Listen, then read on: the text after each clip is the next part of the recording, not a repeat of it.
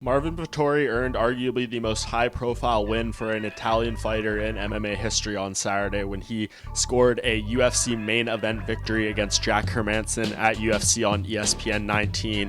For Vettori, his fourth consecutive win in the middleweight division, none bigger than this, of course. He steps into this fight somewhat replacement, late notice.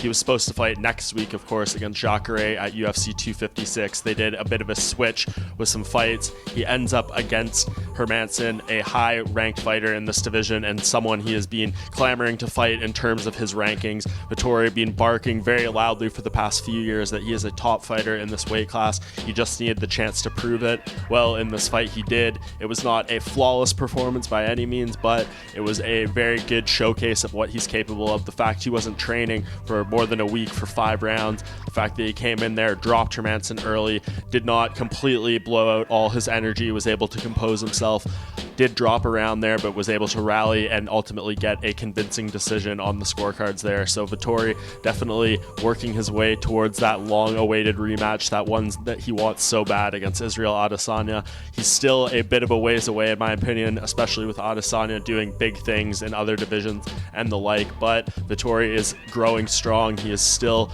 pretty young man at 27 years old, and I think he definitely has a bright future for him in this division. In terms of what you look at what is next for him, I think he made the perfect call after this fight in asking for Paulo Costa. He said that is a matchup that he wants. He likes the idea of that high-ranked fighter just coming off a title shot to show that he deserves a title shot of his own.